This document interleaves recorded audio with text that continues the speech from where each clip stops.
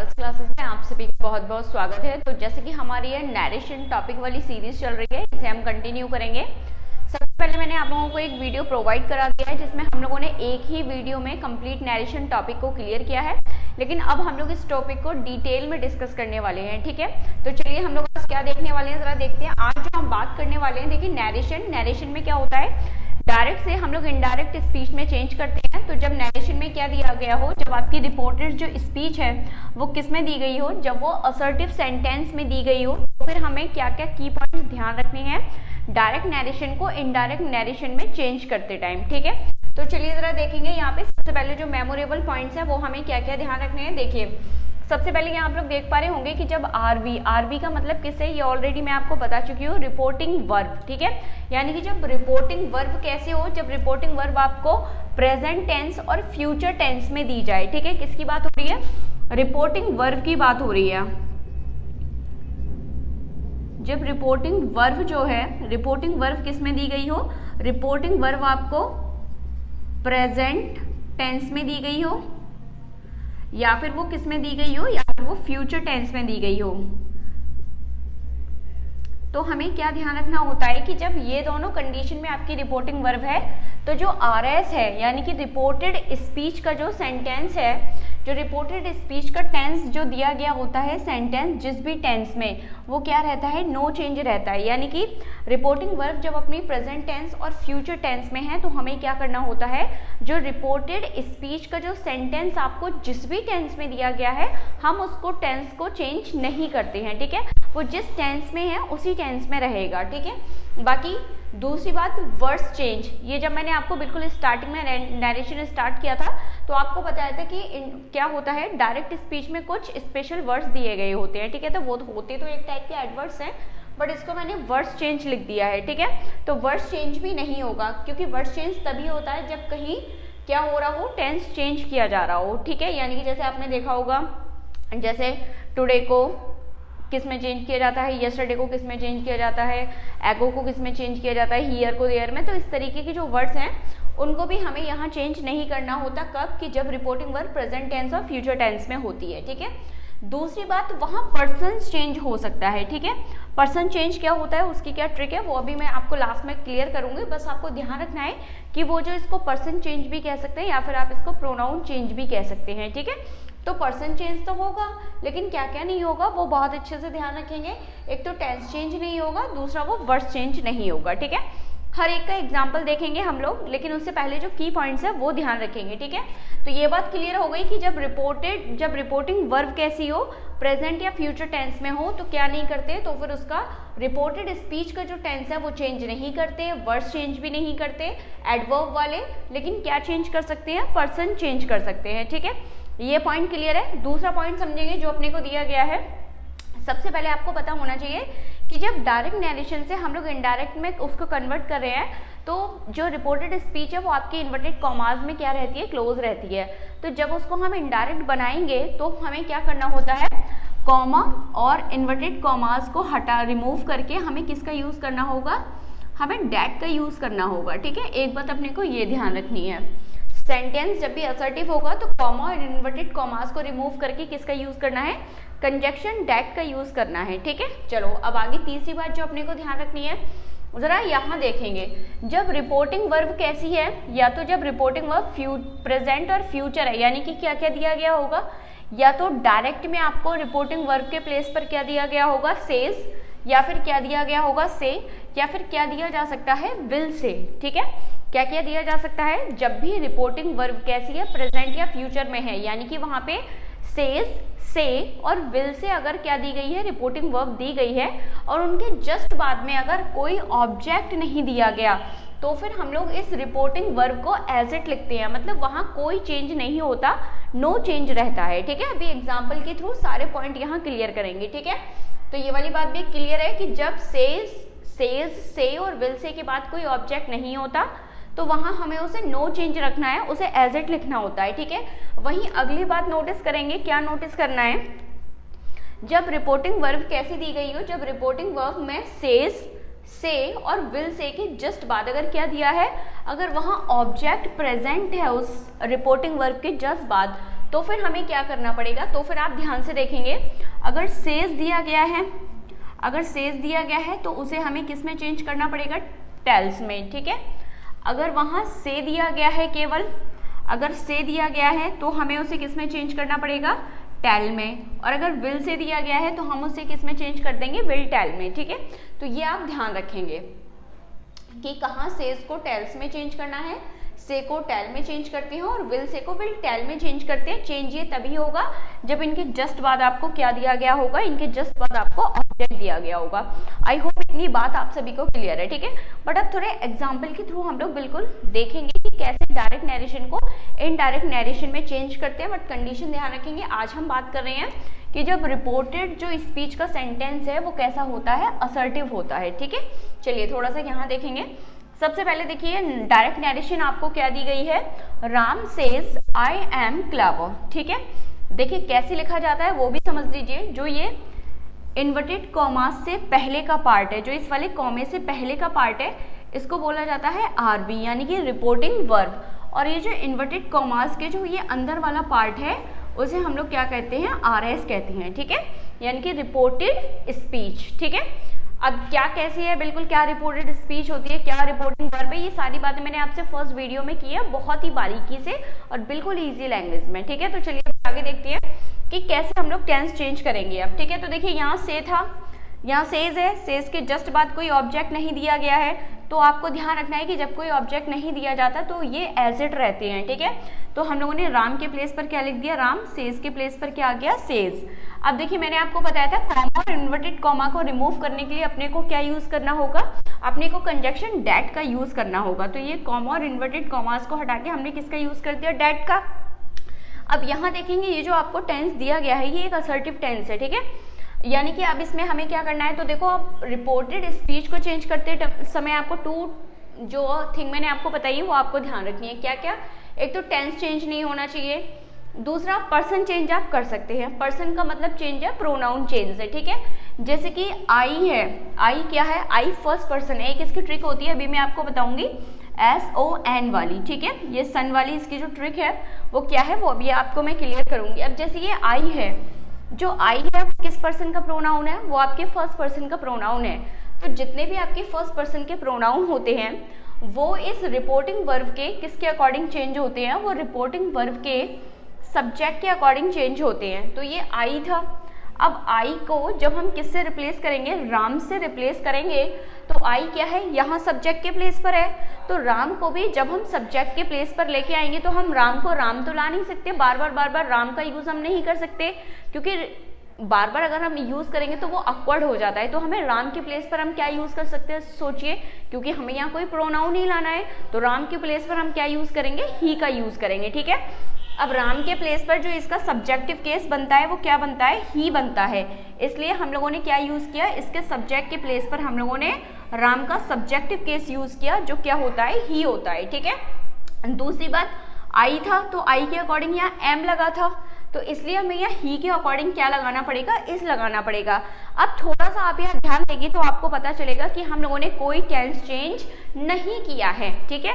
According to subject केवल हमने क्या किया है, अकॉर्डिंग टू सब्जेक्ट यहाँ पे जो वर्ब है हमने उसका यूज किया है। अगर यहाँ आई है तो क्या आ गया था, एम। यहाँ अगर सिंगुलर सब्जेक्ट है, ही शी है, तो क्या आ गया, इज आ गया। अगर यहाँ प्लूरल सब्जेक्ट होता तो क्या हो जाता, आर हो जाता। लेकिन हम लोगों ने यहाँ टेंस चेंज नहीं किया है, ठीक है। और बाकी जो क्लेवर लिखा है वो यहाँ क्लेवर आई गया, तो इट मीन्स यहाँ पे टेंस चेंज नहीं हुआ, केवल क्या चेंज हुआ है, पर्सन चेंज हुआ है, ठीक है। दूसरे एग्जांपल देखेंगे फटाफट से, जो डायरेक्ट में लिखा है। देखो यहाँ सेज टू के बाद मैंने आपको ऑब्जेक्ट लिख के दिखाई कि जब ऑब्जेक्ट भी आ जाता है तो हमें क्या क्या चेंज करना होगा, ठीक है। तो देखो राम के प्लेस पर तो क्या आ गया, राम आ गया। सेज टू के प्लेस पर अब देखो अभी जस्ट ऊपर बताया था कि जब ये सेज होगा और उसके जस्ट बाद ऑब्जेक्ट दिया जाएगा तो किस में चेंज हो जाएगा, टेल्स में। तो जैसे कि राम सिंगुलर है तो इसलिए हमने यहाँ क्या लिखा है, टेल्स लिखा है, ठीक है। तो सेज टू के प्लेस पर क्या आ गया, टेल्स आ गया, ठीक है।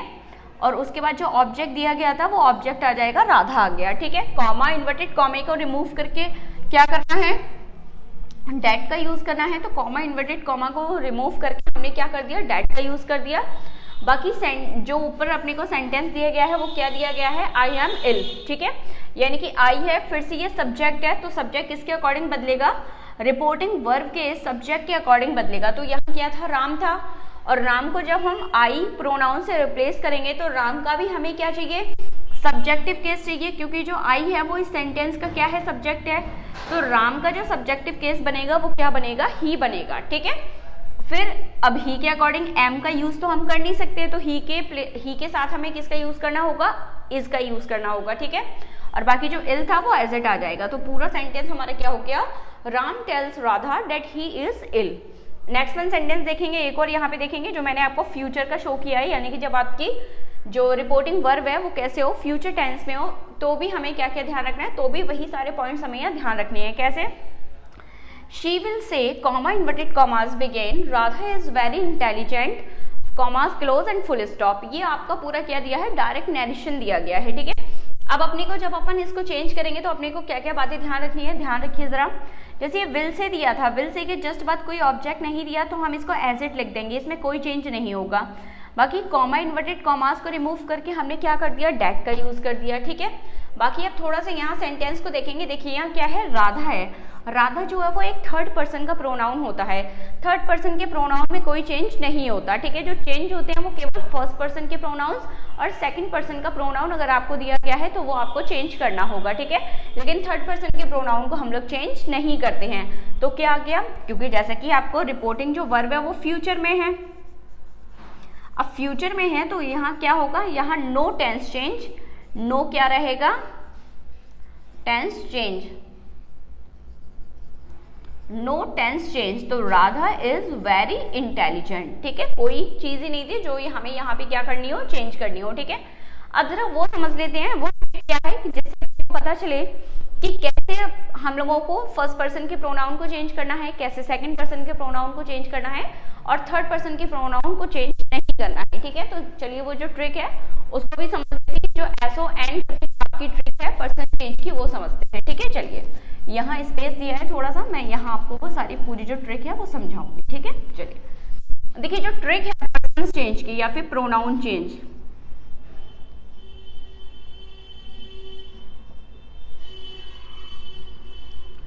प्रोनाउंस चेंज वाली जो ट्रिक है वो क्या है, सबसे पहले अच्छे से समझ लेंगे। एस ओ एन, इस एस से मतलब क्या है जरा समझिए, इस एस का मतलब है सब्जेक्ट।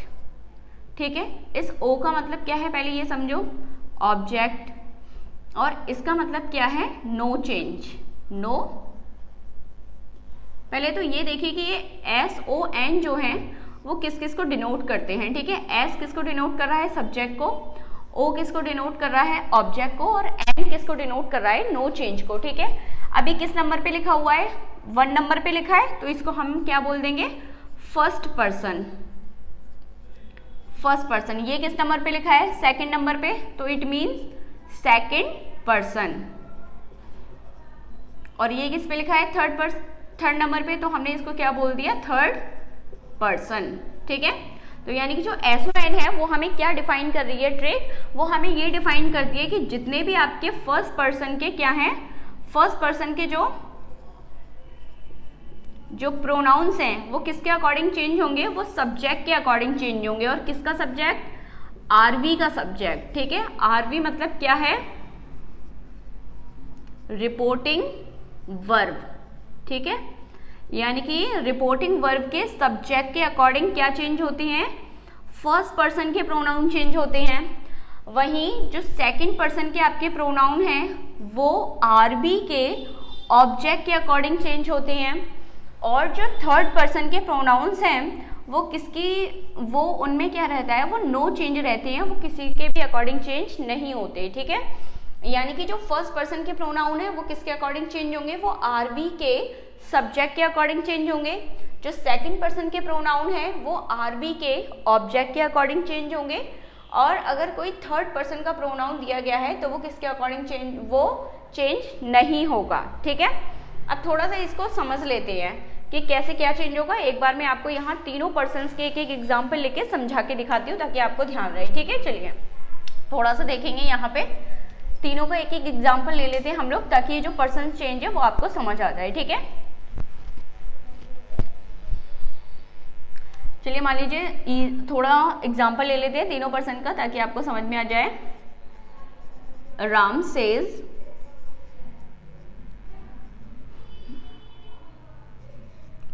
I am ill. ठीक है, एक और एग्जाम्पल ले लिया, Ram says to me you are a good boy. चलिए एक और सेंटेंस ले लेते हैं, Ram says comma inverted commas begin he is very intelligent।